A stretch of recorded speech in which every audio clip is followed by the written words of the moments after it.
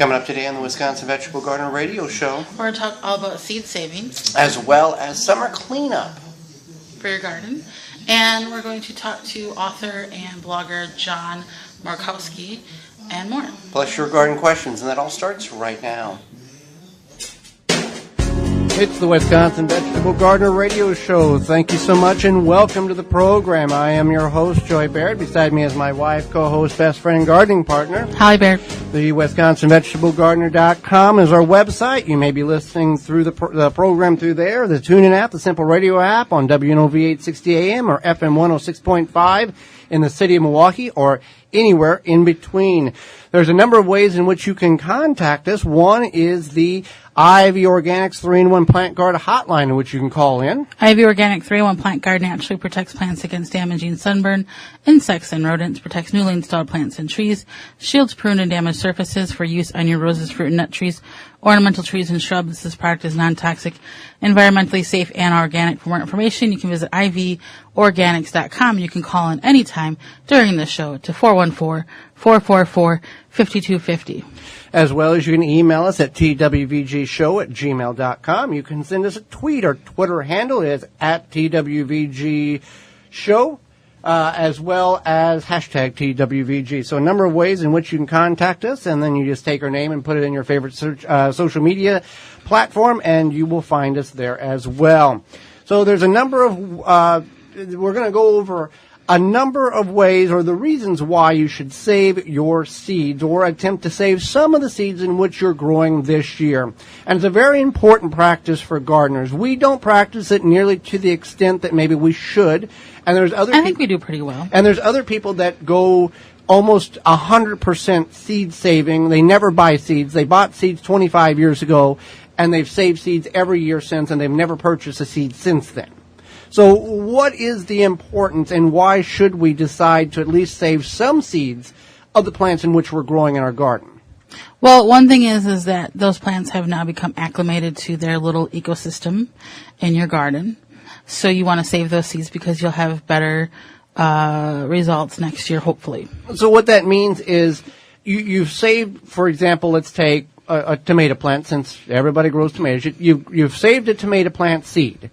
You've regrew it this year, or 5 years ago, 4 years ago, 3, and you continue to regrow that particular variety of seed. It's not that it's genetically altered, but it has changed some of the structure internally to the seed to where it becomes more adaptable to the conditions in which it's being grown in. Does that make sense there? Right, that's what I mean. Yeah. It's become acclimated to your ecosystem. Just like somebody's been acclimated to Wisconsin temperatures versus somebody that's moved up from Florida, they're not acclimated. Over a course of a number of years, then they get more accustomed to the temperatures. It's more scientific than that, but it's a general broadness. Are you acclimated to the temperatures? Probably, maybe. But it's the general broad. That's the umbrella of the understanding of what the seeds are doing whenever you save them. Right, basically, yeah, that's exactly what it is. So let's talk about how do we save seeds, and that really determines on what seed you're saving. Right, so that being said, some are easier to save than others, and I think the easiest would probably be, hands down, beans. Right. Because basically you just have to let them dry. Yeah. So what you would do is you would just take some beans off of your bean plant, and you can let them dry in the shell, in the pod, or you can let them, I would recommend letting them dry in the pod. Or just leaving them on the actual plant until they, like a hard shell bean would, like you're waiting for it to dry that way. So beans are the easiest. Now, when you save any of these seeds, I don't care who you are or where you're from or anything, you need to label these things because you're going to forget. You've got 4 varieties of this. Oh, I'll remember. No, you're not. No. You're going to be planting mystery seeds for the next 5 years because you don't know what you got. We've done that. Right. Yeah. With the brassicas, we saved kale and some other stuff. We had we had a spill in the Is that what it seed was? box too. Yeah. Oh, yeah. Yeah. We had kohlrabi and broccoli and all that stuff, and they all look the same, so you don't know what you got. So yeah, beans, bush beans, pole beans, hard shell beans, whatever the case is, very easy to save. Allow the plant just to isolate a couple of plants and let them go to full maturity, and the plant will die off. The pods will dry on the bean, and then you can remove them. They're going to get very large. They're going to be inedible, and that's when. And that's okay. Yeah, that's when you know that you're ready to go on that. So beans.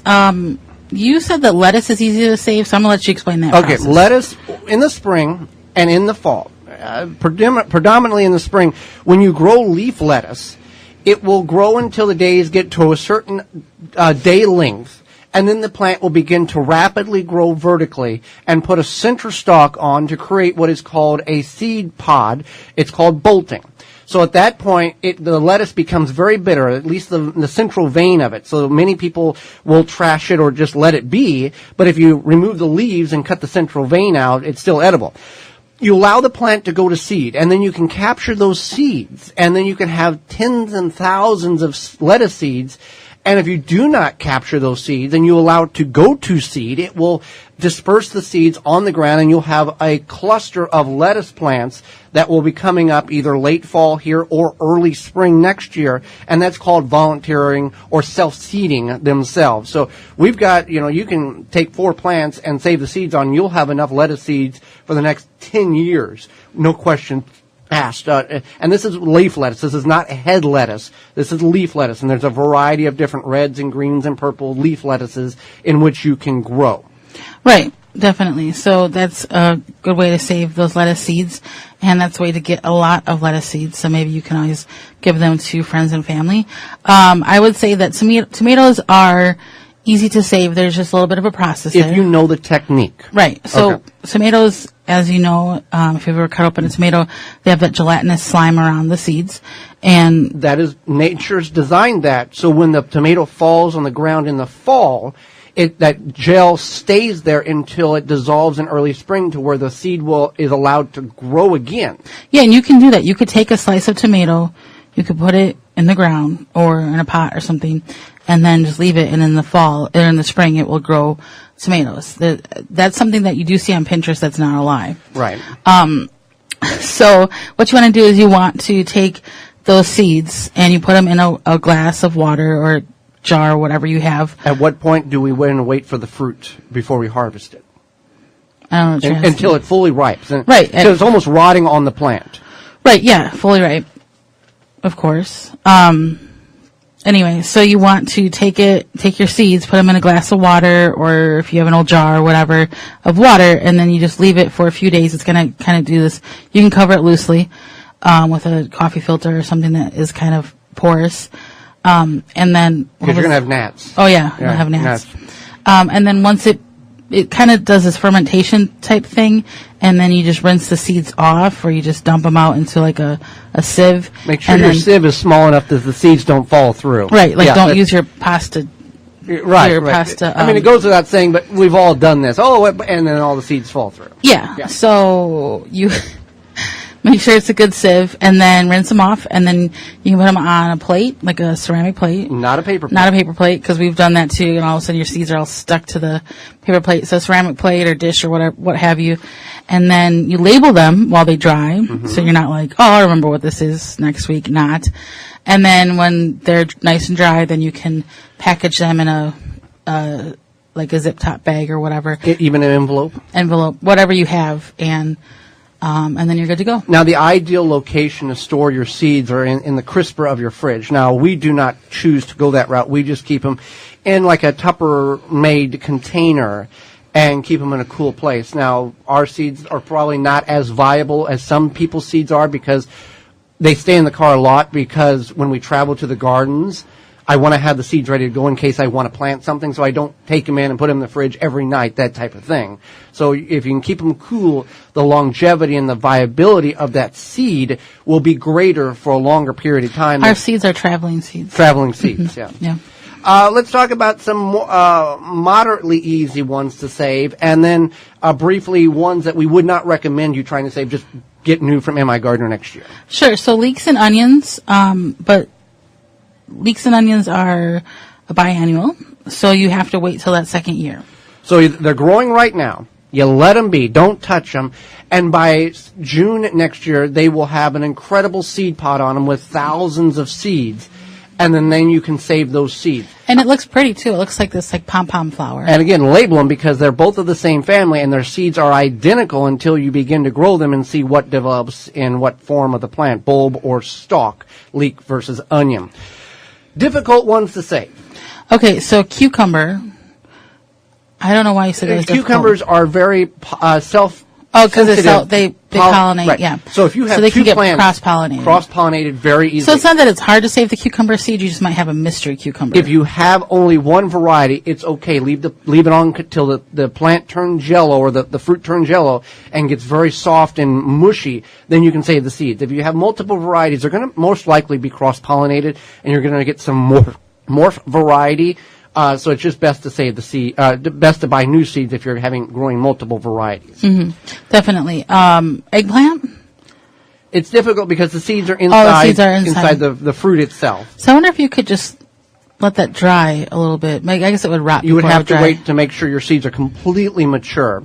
Parsnips and carrots are similar to leeks in which they are biennials. You have to wait to the second year. We save those parsnip seeds. We save parsnip seeds. The sensitivity with onions, leeks, parsnips are, when you get new seeds, they have a very, very short shelf life, maybe 2 years at best. You can maybe get 3 or 4, but it's safely to get a really good germination rate. 1 year is the germination. Do we have a minute to talk about radish seed pods? We can talk about radish seeds, because those are kind of cool. So what happens is kind of like the leeks, or not the leeks, the lettuce, where it can bolts. It bolts. Thank you. The radishes do that too, but they put on these seed pods that look kind of like teardrop shaped green beans, almost, or smaller than that.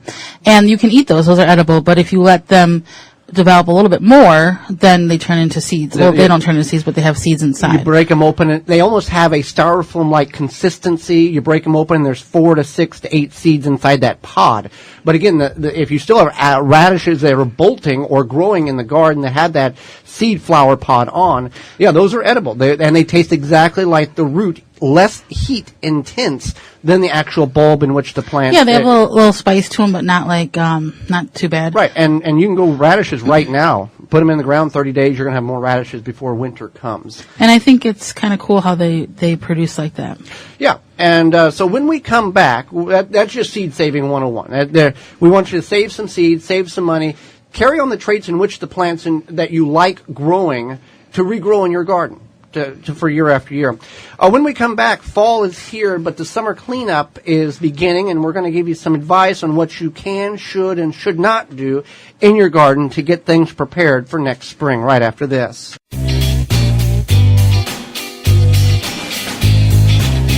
Got a question? Email the show at twvgshow@gmail.com.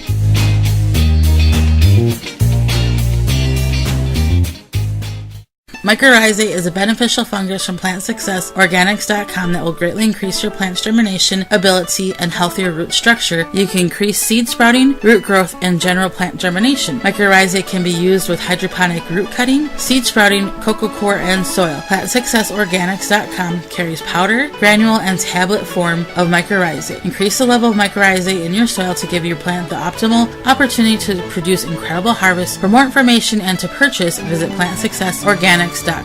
Garden seeds do not have to cost a fortune, just 99 cents at migardener.com. Now with over 450 varieties of non-GMO, heirloom, and organic flower, vegetable, and herb seeds available year-round. Pay less and get more seeds. Shipping as low as $2.50. That just makes sense.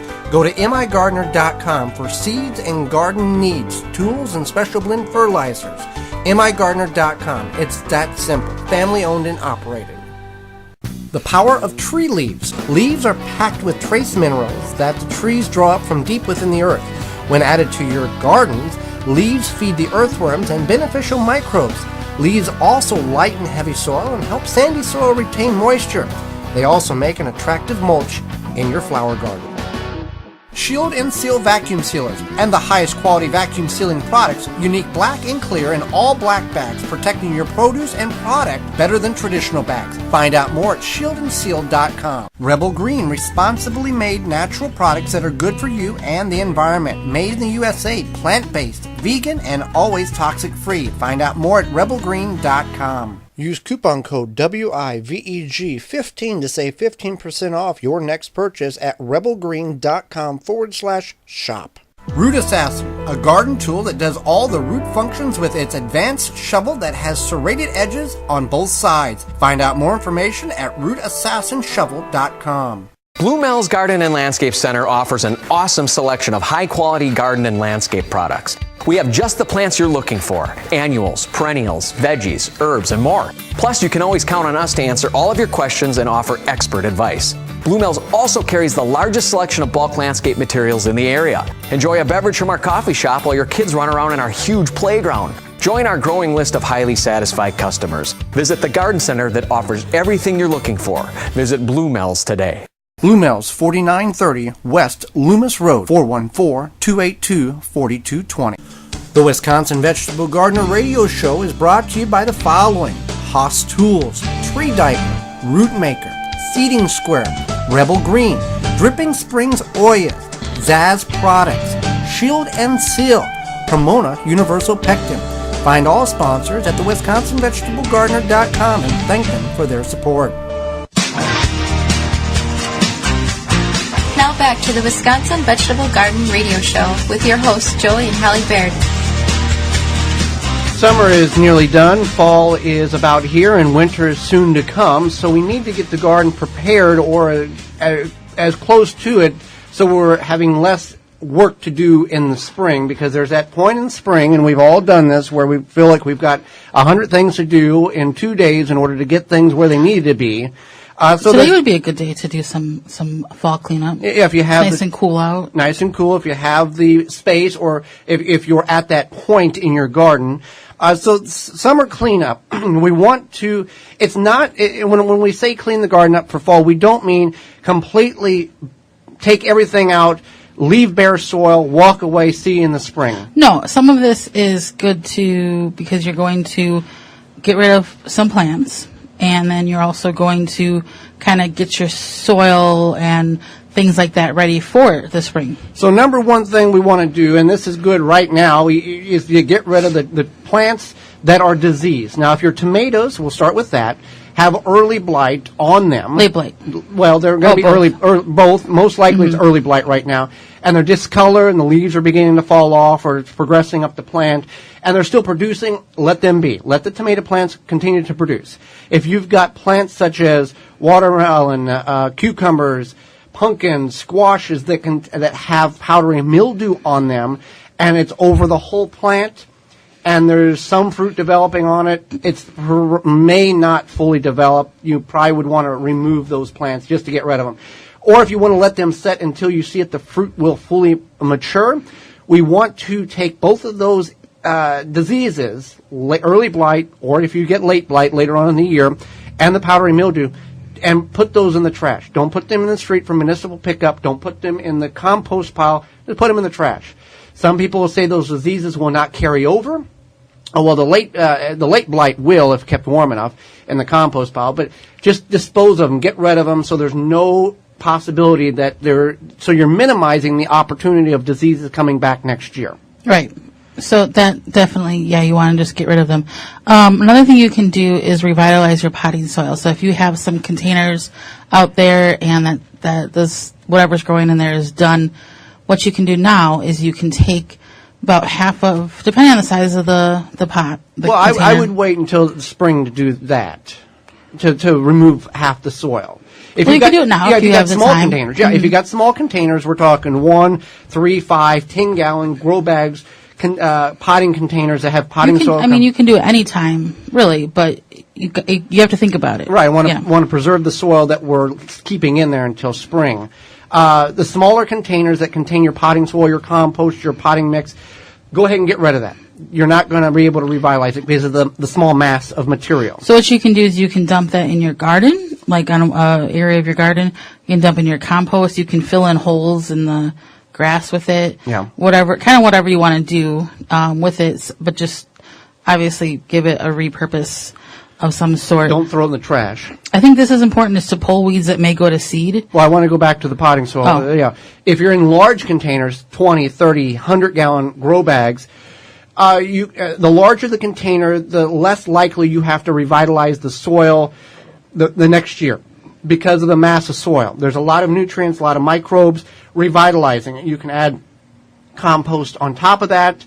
You can remove some of that soil from that container and put new potting soil or compost in it on a smaller. You put leaves on it? You want to cover it to keep the soil healthier over the winter months. But let's just give some general broad here.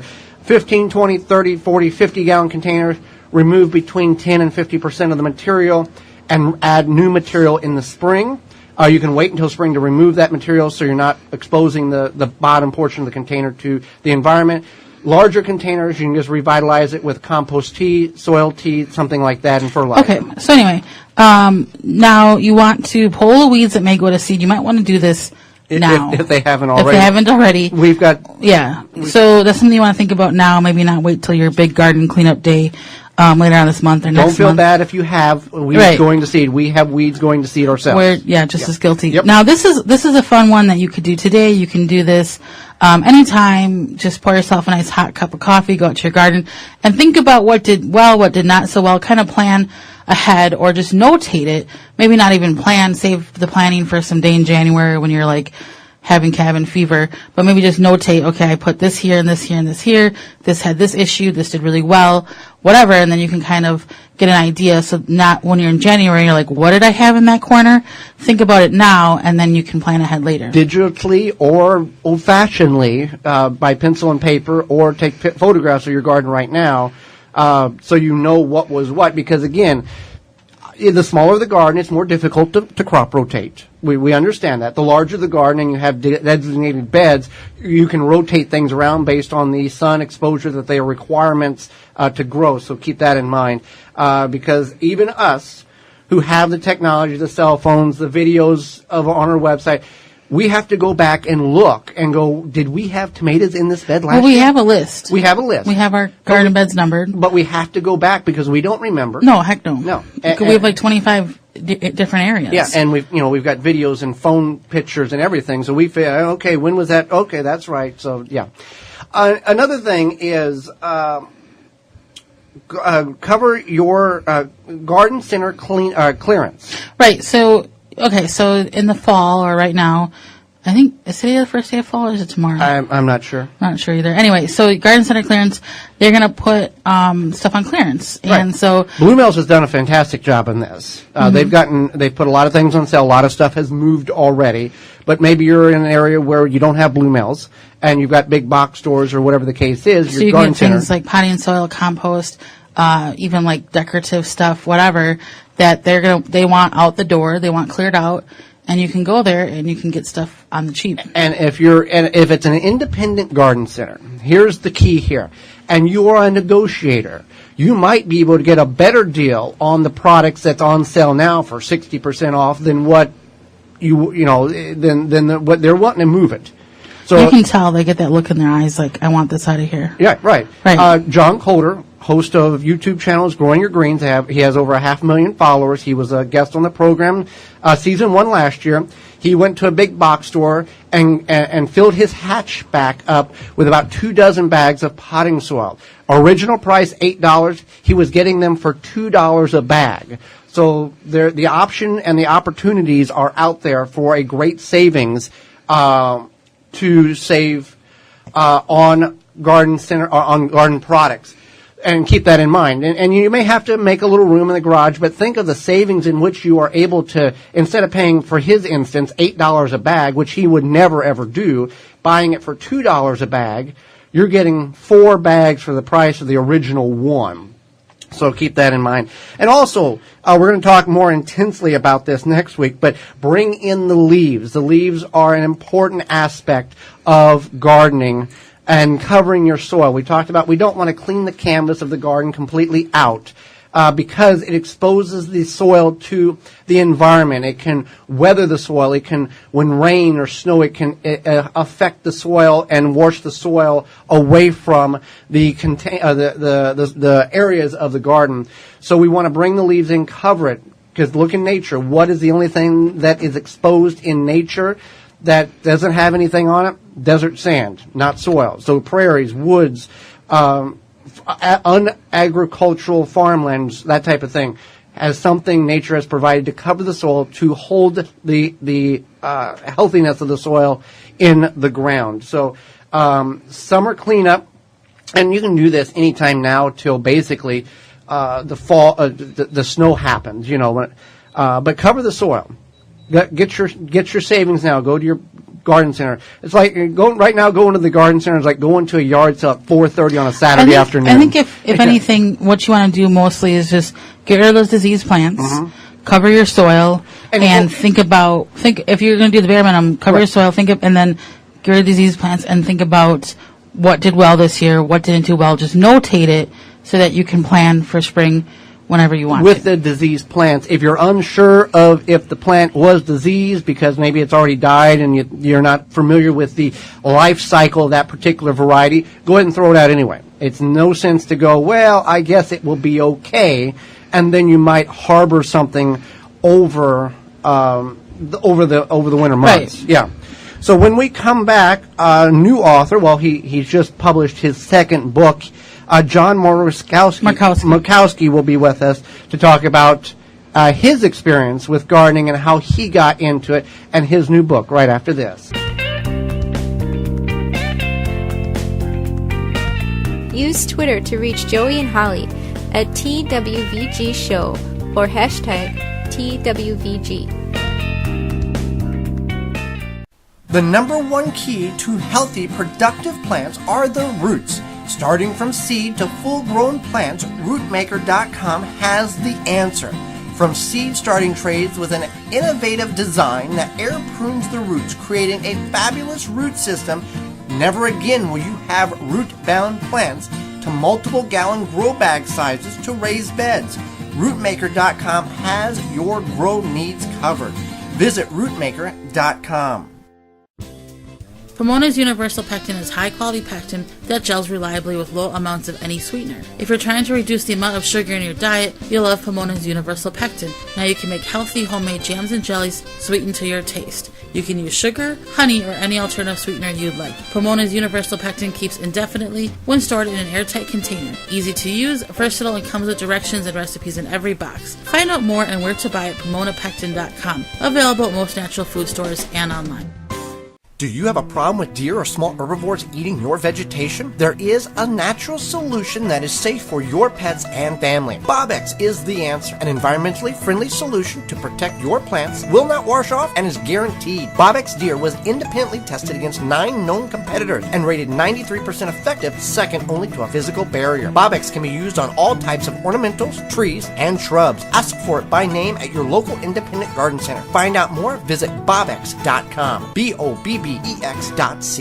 Purple Cow Organics quickly and naturally increases the uptake of nutrients and water to your plants with their new bioactive vegetable supercharger designed to meet the unique needs by helping the living organisms in the soil help plants uptake the nutrients more quickly through their roots and leaves. Find out more at purplecoworganics.com. Flame Engineering, home of the Weed Dragon, the perfect propane torch kit for home and garden use. For killing weeds, no need to pull or spray. 100 other uses. Find out more at flameengineering.com. The Gardener's Hollow Leg, the debris and harvesting bag you wear, comes with its own belt attachment, perfect for doing light pruning, weeding, harvesting on the ground or on a ladder, and many other uses. Find out more at thegardenershollowleg.com. Save 10% by using the word veggies at checkout.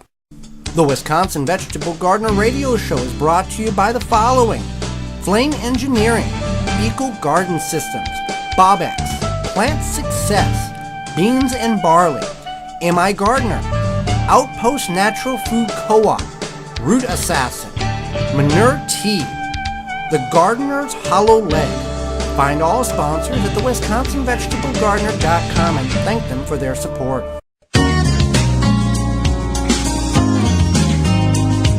Now back to the Wisconsin Vegetable Garden Radio Show with your hosts, Joey and Holly Baird. When it comes to a location in which you can get your fall items, your pumpkins, your decor, your fall mums, Decorative kale. Decorative kale. All that good stuff. And a whole lot more, and also get good coffee. Blue Mel's Landscape and Garden Center is that location. And they also have 40 varieties of bulk material. We've said that over and over for the last 29, 30 weeks, but it's true. They have the largest selection of bulk material in the area. Take your truck, take your tractor, take your dump truck, take your car, whatever you need. Wagon. And Horse-drawn buggy. Possibly. Possibly. I'm sure they've seen it all, but they've got sod. They were out at John, one of the people there at Blue Mel's. They had visited their sod provider, the sod that you put in your yard. They were out there looking at how it was harvested, and it was a very fascinating process of how they cut the sod, rolled it up, and then packaged it on the pallets for distribution. So, but they got compost, purple cow compost, wood chips, rock, sand, the whole deal, and a knowledgeable staff. If you want to go somewhere for people to ask questions that nobody else knows answers to, because it's somebody that only works at the garden center a couple hours a week. Right. Their staff is there year after year, same people, very knowledgeable, and the coffee shop also year round. It's open year round. Year right? round. And they have live music that comes. The garden center shuts down in fall, but the coffee shop is opened year round when it comes. And it's really nice, relaxing, comfortable place to be. So you can find all this at 414-282-4220. It's 4930. That's the phone number. That's the phone number. Yeah. 4930 West Loomis Road in Greenfield, just south of Layton, or go to bluemills.com for all the information, hours, and all that good stuff. Right. They're going to. I don't know if they will have their fall festival this year, but they did last year. I'm certainly sure that they will as well. And you can come out there and see all the activities. But yeah, check the coffee shop. They have guests that come play outside. Well, Holly, let's go to the Ivy Organics 3-in-1 Plant Guard hotline and bring in our next guest. Yeah, John Markowski is the author of an award-winning blog and 2 books. He also contributes to a number of other web publications. His gardens have been featured multiple times on the Fine Gardening website. He's a passionate writer and gardener. Welcome to the program, John. Thanks for having me on. Well, thank you so much for taking time out of your day to join us on the program and share some of your gardening wisdom with all of us.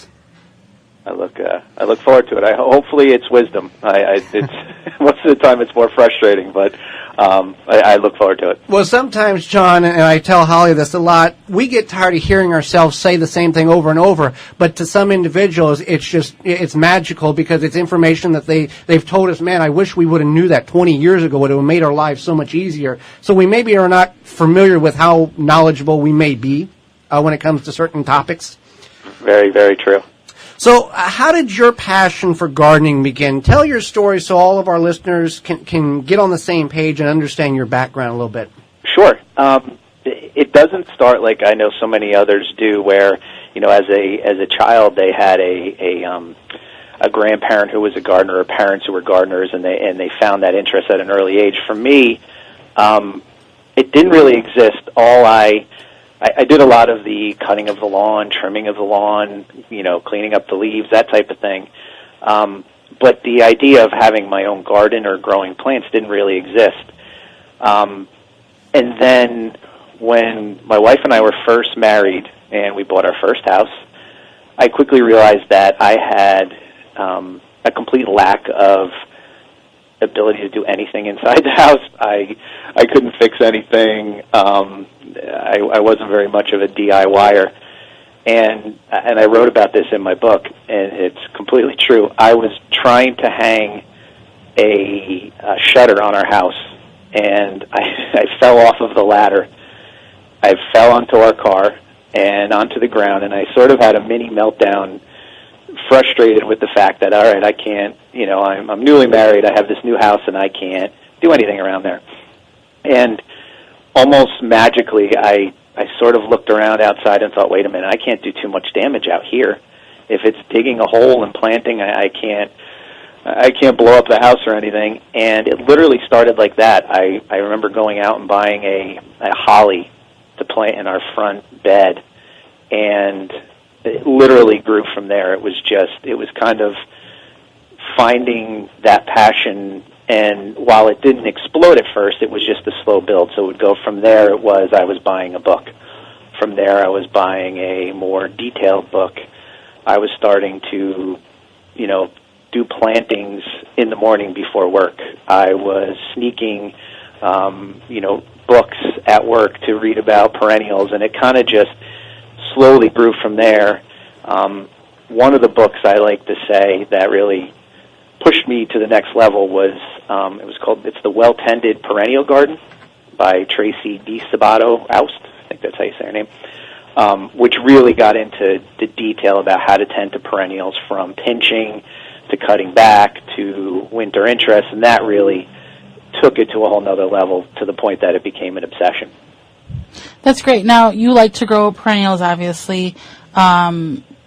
More specifically, why is that? And do you have some favorites, ones that might be good for new perennial growers to try and make an attempt with? Sure. I think with perennials, what I quickly found was that it was a good investment. I like the idea that they came back year after year. So, we're planting annuals, and you're getting that burst of color, you're getting the flowers. It was kind of at the end of the season they were done.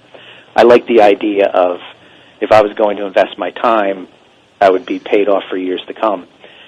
And then what I also started to find out with perennials was that they provided, really a year-round interest. I liked seeing them first emerge in the spring. There was that excitement of seeing the green breaking out of the ground.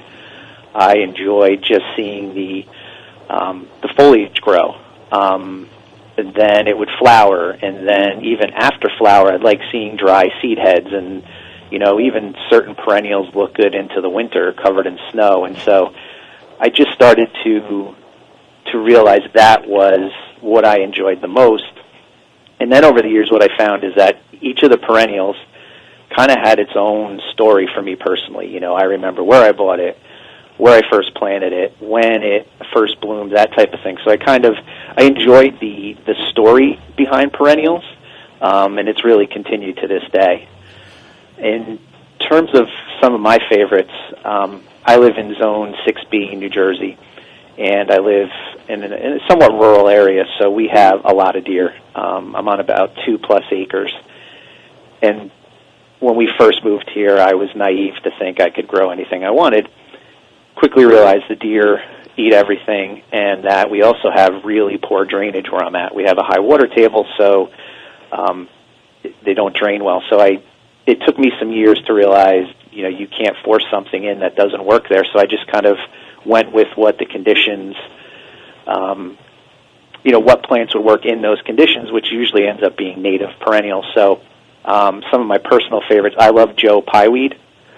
I probably have 10 to 12 different cultivars of that, and it's, again, low maintenance. I have, some that are 2-3 feet tall, others that get upwards of 7 feet tall. They draw in the butterflies and the bees and even the birds like mad, so it's always entertaining, and they look great all season, all the way into winter. So they're definitely a favorite. I love bee balm. I know for some it may be a little aggressive, but for me, having a large space to work with, I love the fact that it fills in quickly. Because the flowers smell, the deer usually don't eat them. Again, draws in all sorts of creatures, which is always entertaining. There's always activity going on in the garden, which I love. So that's another personal favorite. If I had to pick one, though, I think right now, if I have my top, it's Amsonia. I think it's also known as Blue Star. And that's fantastic because it has blue star flowers in spring, but then it just has this sort of this billowy texture as the summer goes on, and then in the fall it's spectacular. It's a yellow orange and kind of goes well with other fall blooming perennials. So that's one of my personal favorites, and all the ones I mentioned so far require virtually no maintenance. I leave them up all winter and just cut them down in spring. And that's the thing with the perennials, it's no maintenance, whether it's a vegetable or fruit or in your case, flowers like that. They come back year after year with very little maintenance. Is there one that you were like, not really impressed with this? I really thought I would like this, but the conditions were all good, but it really was a very disappointing experience for you? Let me think about that, because I've tried so much. I, believe it or not, I tried hostas when I first got here, and quickly realized not only did the deer eat them, but I don't personally like them very much, and I know that's kind of a, I feel like gardeners fall on one side of the fence on that one. I do struggle with taller perennials and being able to keep them upright. Peonies, which I love, are always tough because, you know, once they're in bloom, they tend to fall over, and they don't look great if you're trying to keep them propped up. So while I have some, and I appreciate their flowers, I find them kind of frustrating because there's a very small window of when they're actually impressive. Okay, great. So now we love to mulch. Joey and I love to mulch, and you have a funny story about mulch and how it's really been part of your family. Could you tell us more about that? Yeah, sure. When I was younger and maybe in early years of high school, I remember my dad sort of discovered mulch. I wouldn't say that we really had a garden at our house, but it was definitely well landscaped. And so I think he discovered, you know, mulch could hide areas where you couldn't grow grass, and it could suppress weeds, and it looked nice, and it kind of smelled nice. And so it kind of turned into an annual event where we'd have these massive quantities dumped in front of the house, and we'd have wheelbarrows, and we'd spend the entire day mulching the entire yard. And what's really funny is as the years went on, we continued to do so.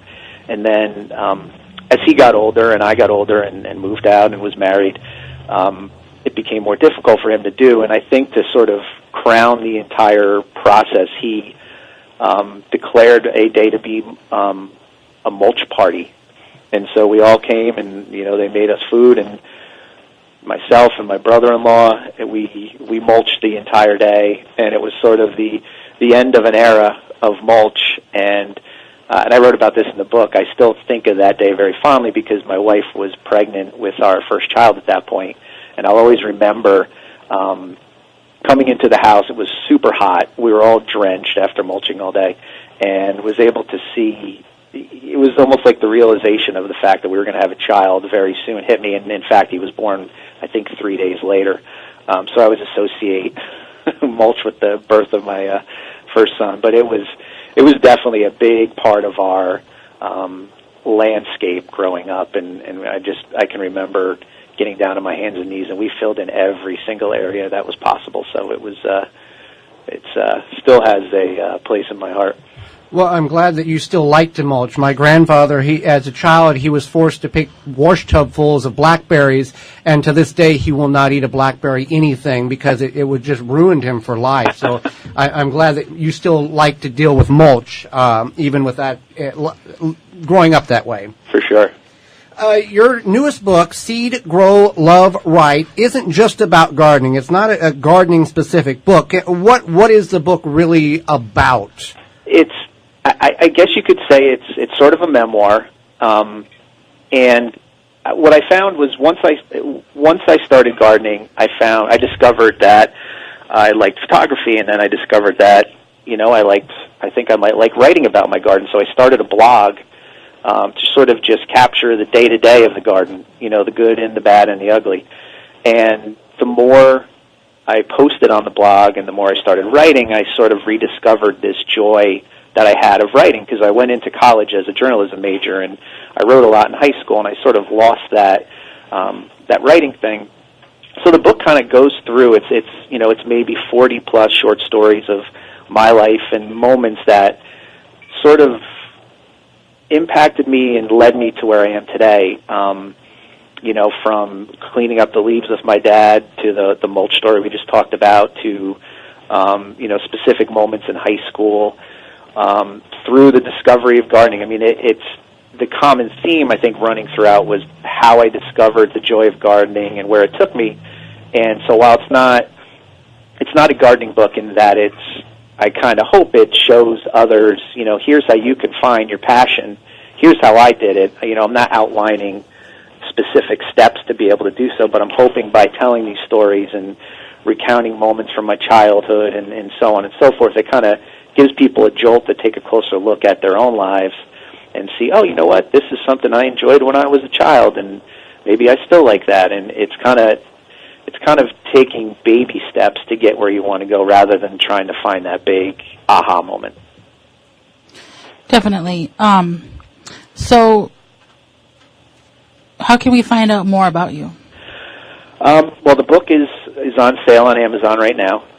Like you mentioned, it's the name is Seed, Grow, Love Right. I also have been blogging for probably 8+ years now at obsessiveneuroticgardener.com.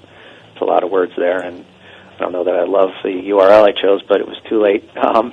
And then I also just recently created an author Facebook page that I'm trying to get going, just John Markowski, author.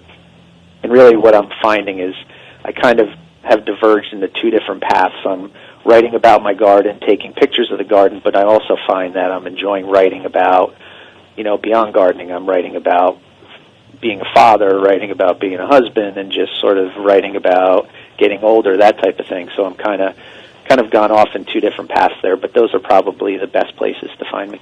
Well, John, we greatly appreciate you taking time to out of your day to share your gardening information, knowledge, and stories with Holly, myself, and all of our listeners. Thank you so much for having me on. And whenever we come back, it'll be your garden questions and our garden answers right after this.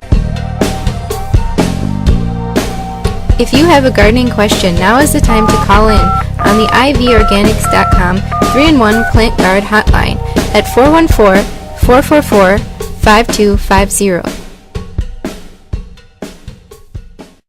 An Oya is an unglazed porous clay pot with a short neck and a wider belly. Bury your Oya neck deep in your raised bed, container, or ground garden and let the Oya do your watering by releasing water as needed.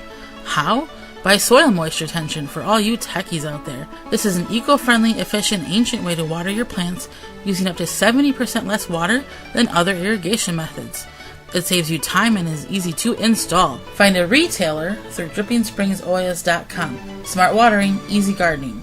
Beans and Barley Market and Cafe, a neighborhood specialty grocery store for the east side and greater Milwaukee area where you can find all you need, from fresh produce to bakery to organic frozen dinners, from wine to fresh squeezed carrot juice, a health food store with hundreds of products, vitamins, supplements, bath and body items, magazines, cards, books, and a knowledgeable staff. Catering available, open daily at 8 a.m. The restaurant serves breakfast, lunch, and dinner 7 days a week with a menu of good, healthy, homemade food, including vegetarian and non-vegetarian specialties. 1901 East North Avenue, Milwaukee, 414-278-7878, and online at beansandbarley.com. I know you're looking for natural and organic food, but at a great price. I've found the place.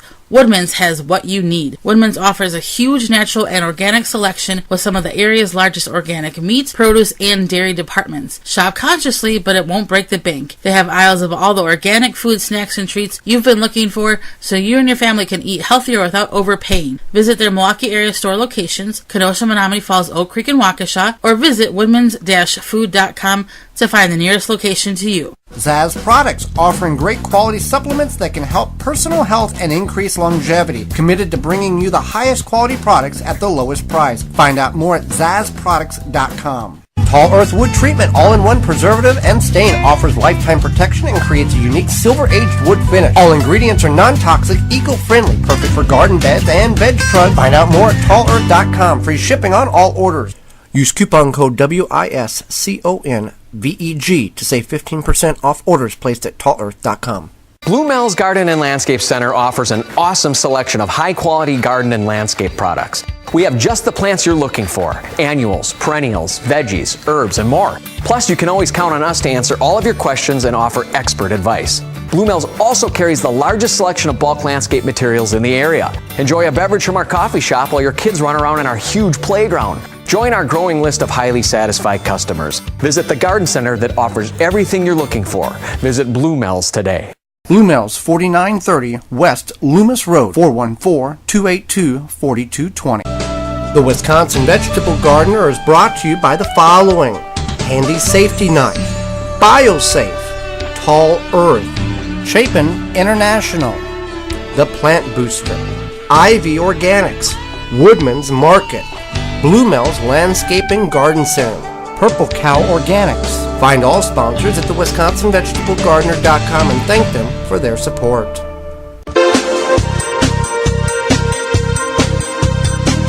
Now now back to the Wisconsin Vegetable Garden Radio Show with your hosts, Joey and Holly Baird.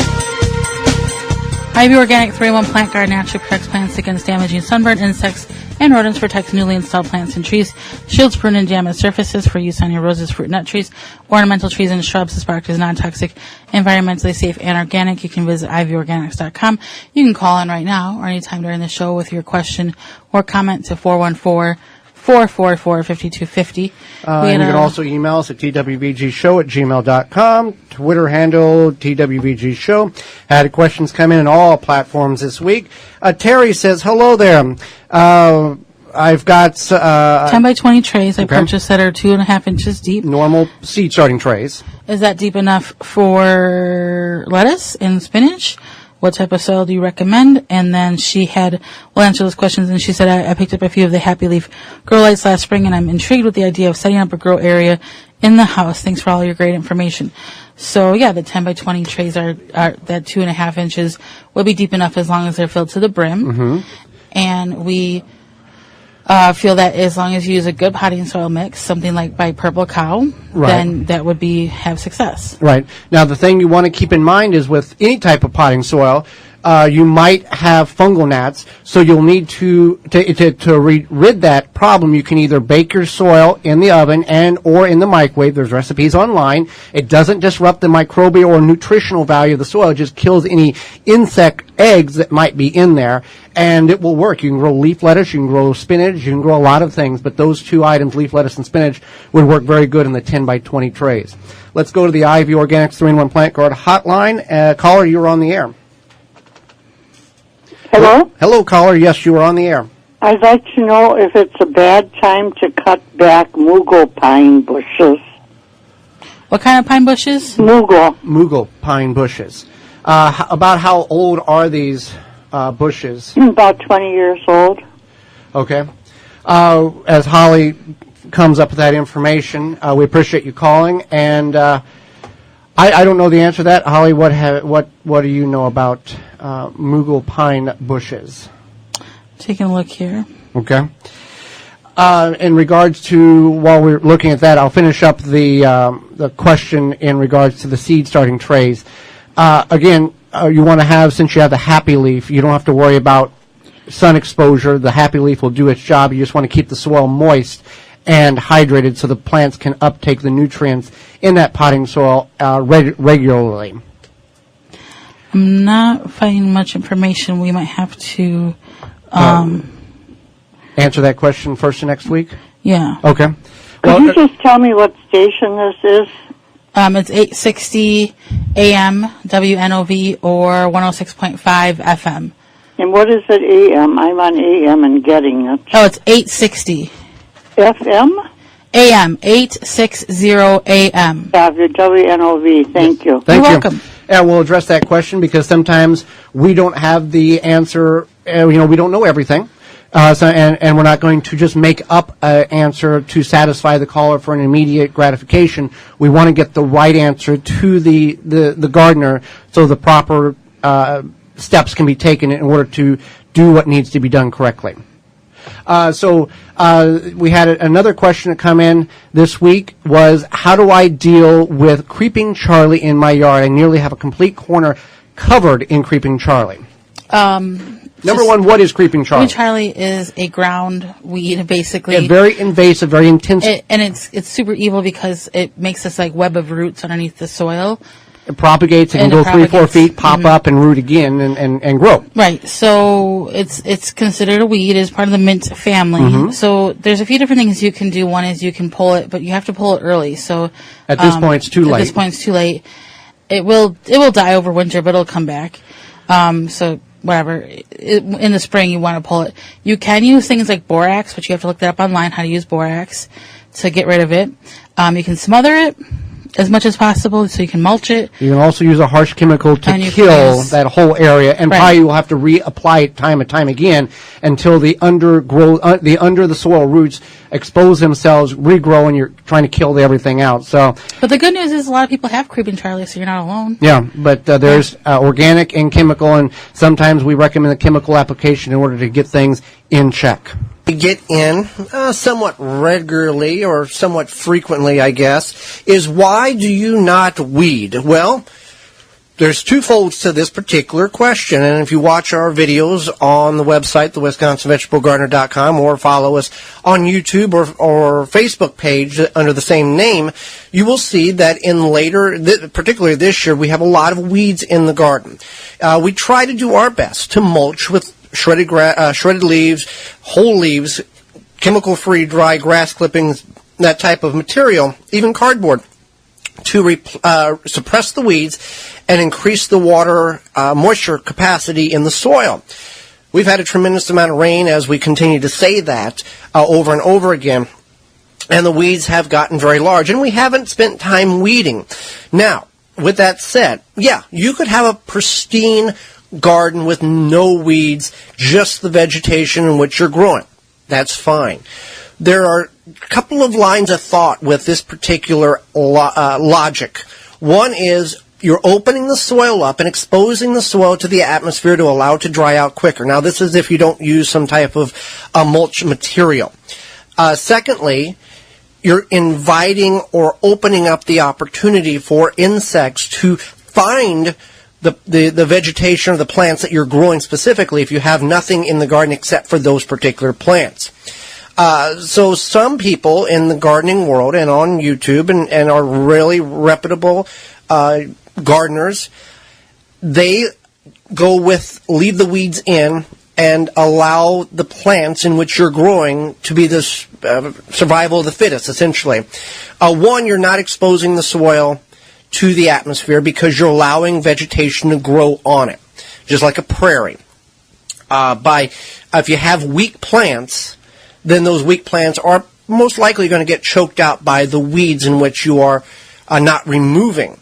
But if the plants are strong enough, they will actually be stronger and produce better fruit, and you can also save the seeds off those particular stronger genetically altered by nature seeds in order to have better plants next year.